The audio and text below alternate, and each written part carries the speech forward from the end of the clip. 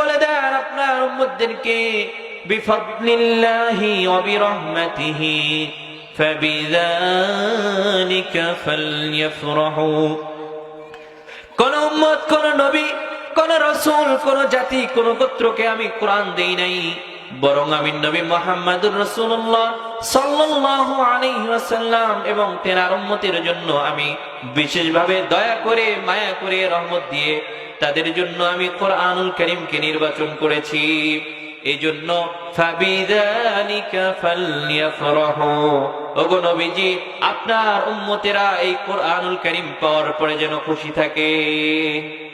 ভাইরা আমার, এই জন্য কোরআনুল কারীম পাওয়ার পরে আমরা খুশি না বাজার?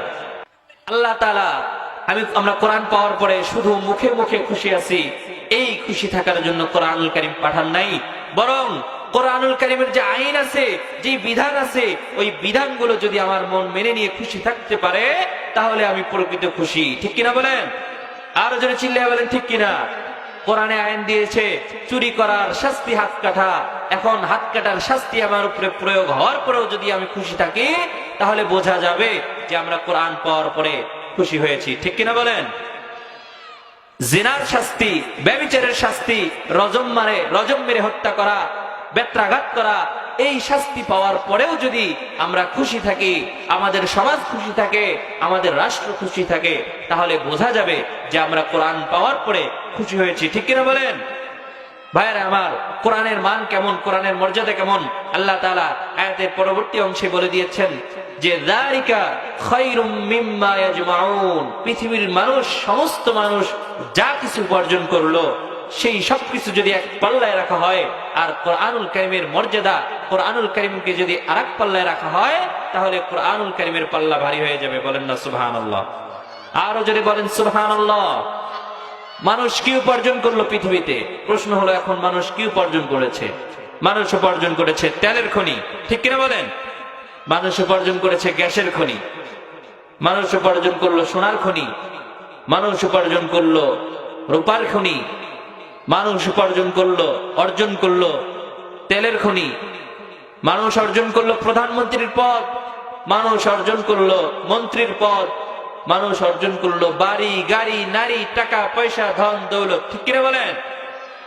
এর থেকে বেশি কিন্তু আর মানুষ এই দুনিয়াতে অর্জন করতে পারে নাই। আল্লাহ তাআলা বলেন মানুষ, সমস্ত পৃথিবীর মানুষ মিলে যত ধন সম্পদ, মান সম্মান, বাড়ি, গাড়ি, টাকা, পয়সা যা কিছু উপার্জন করেছে সবগুলোকে যদি এক পাল্লায় রাখা হয় আর আল্লাহর কোরআনের মর্যাদা, আল্লাহর কোরআনকে যদি এক পাল্লায় রাখা হয় তাহলে আল্লাহর কোরআনের পাল্লার মর্যাদা ভারী হয়ে যাবে। বলেন না সুবহানাল্লাহ? এই জন্য ভাইরা আমার, আল্লাহ তাআলা এই আয়াত দিয়ে বোঝাইতে চাচ্ছেন একজন মানুষের পৃথিবীতে যদি কোনো মান, মর্যাদা, সম্মান নাও থাকে, কিন্তু ওই মানুষটার সাথে যদি কোরআন থাকে, ওই মানুষটার সম্পর্ক যদি কোরআনের সাথে থাকে, তাহলে পৃথিবীর মানুষের সমস্ত মানুষের উপার্জন যদি এক পাল্লায় রাখা হয় আর ওই কোরআনওয়ালার উপার্জন যদি আরেক পাল্লায় রাখা হয় তাহলে ওই কোরআনওয়ালার পাল্লায় ভারী হয়ে যাবে। বলেন না সুবহানাল্লাহ? ভাইরা আমার, এই কোরআন কত বিজ্ঞানময় কোরআন, অলৌকিক কোরআন। এই কোরআন যখন রাসূল সাল্লাল্লাহু আলাইহি ওয়াসাল্লামের কাছে আল্লাহ তাআলা অবতীর্ণ করতেছেন, কোরআন শোনার পরে, কোরআনের অমেয় বাণী শোনার পরে দলে দলে মানুষগুলো, মুশরিক, কাফের, জাহেল মানুষগুলো ইসলামের মধ্যে প্রবেশ করতেছিল। বলেন না সুবহানাল্লাহ? এইটা দেখে কাফেরদের মাথা খারাপ হয়ে গেল যে কি করা যায়, মুহাম্মদকে কিভাবে ঠেকানো যায়। আমাদের দল তো খালি হয়ে যাচ্ছে, মুহাম্মদের দল তো ভারী হয়ে যাচ্ছে। কাফেরদের কপালে চিন্তার ভাঁজ। কাফেররা মশওয়ারা শুরু করে দিল যে কি করা যায় এখন। তো মশওয়ারা করে, অনেক চিন্তা ভাবনা করে হযরতে ওমরকে দায়িত্ব দিলেন। তখন পর্যন্ত হযরতে ওমর ইসলাম গ্রহণ করেন নাই, মুসলমান হন নাই। তখন তারা সকলে মিলে হযরতে ওমরকে দায়িত্ব দিলেন যে মুহাম্মদকে যেখানেই পাবে সেখানেই মারো, যেখানেই পাবে সেখানেই ধরো।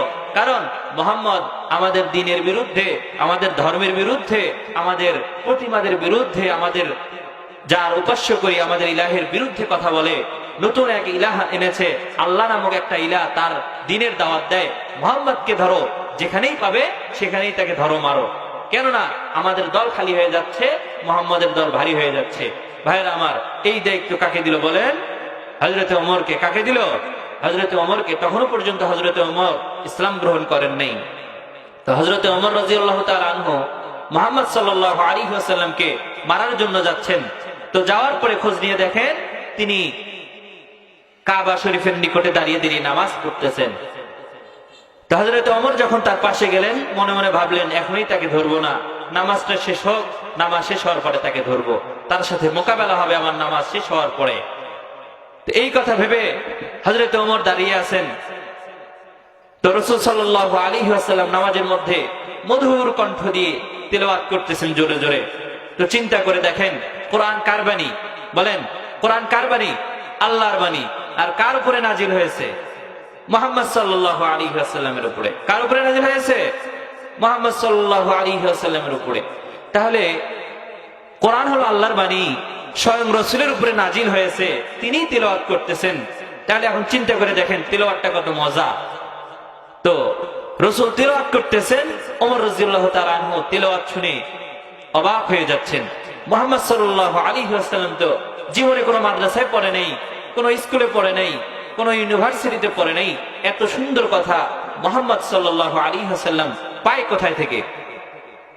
তো হযরতে ওমর মনে মনে ভাবতেছে যে এটা মনে হয় জিনের কথা, মুহাম্মদ সাল্লাল্লাহু আলাইহি ওয়াসাল্লামকে এগুলো হয়তো জিনে শেখায়। এই কথা হযরতে ওমর মনে মনে ভাবতেছে। আমার বন্ধুগণ, হযরতে ওমর মনে মনে যখন ভাবলো মুহাম্মদ সাল্লাল্লাহু আলাইহি ওয়াসাল্লাম তো জীবনে কোনো মাদ্রাসায় পড়ে নাই, জীবনে কোনো স্কুলে পড়ে নাই, জীবনে কখনো কোনো ইউনিভার্সিটিতে পড়ে নাই, কারো কাছে পড়ে নাই, তাহলে এত সুন্দর সুন্দর কথা মুহাম্মদ সাল্লাল্লাহু আলাইহি ওয়াসাল্লামকে শিখালো কে? এত সুন্দর সুন্দর কথা মুহাম্মদ সাল্লাল্লাহু আলাইহি ওয়াসাল্লাম পায় কোথায়?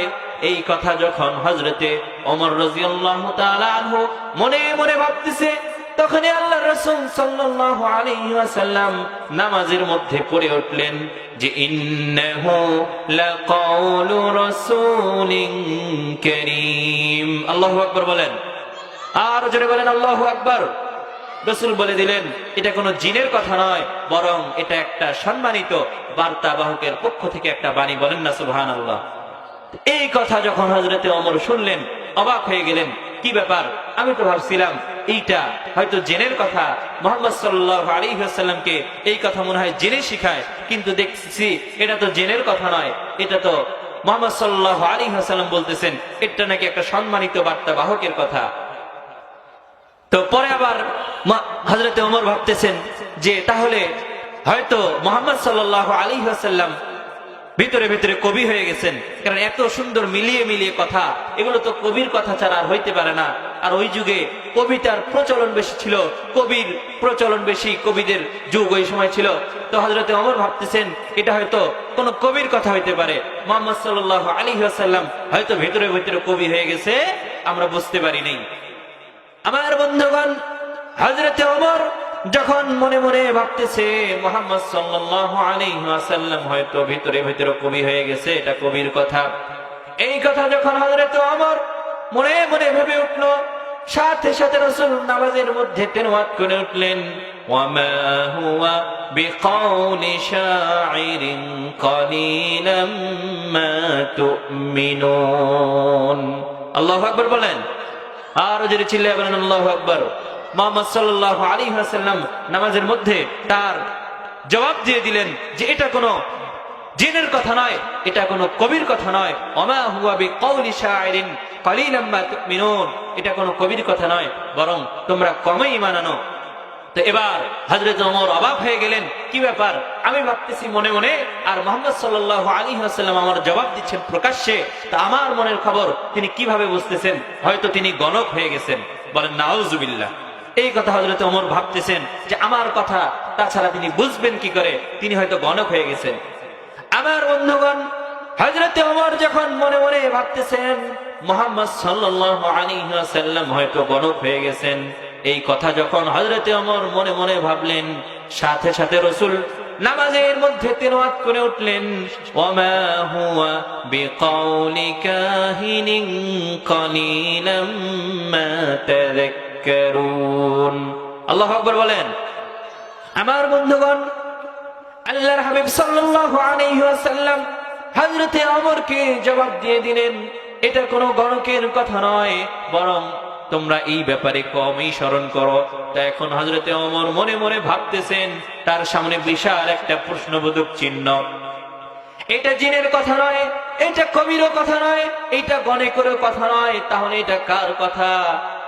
এই প্রশ্ন যখন হযরতে ওমরের মনে আসছে, সাথে সাথে আল্লাহর রাসূল নামাজের মধ্যে জবাব দিয়ে জানিয়ে দিলেন, ও ওমর, এটা হচ্ছে ইন্নাহু লাকুরআনুন কারীম। সুবহানাল্লাহ পড়েন। এটা সম্মানিত কোরআনুল কারীম, আল্লাহ তাআলার পক্ষ থেকে অবতীর্ণ হয়েছে। তো এই কোরআনুল কারীম শোনার জন্য আমরা এসেছি, বোঝার জন্য এসেছি। আসার পরে আপনারা খুশি না বেজার বলেন?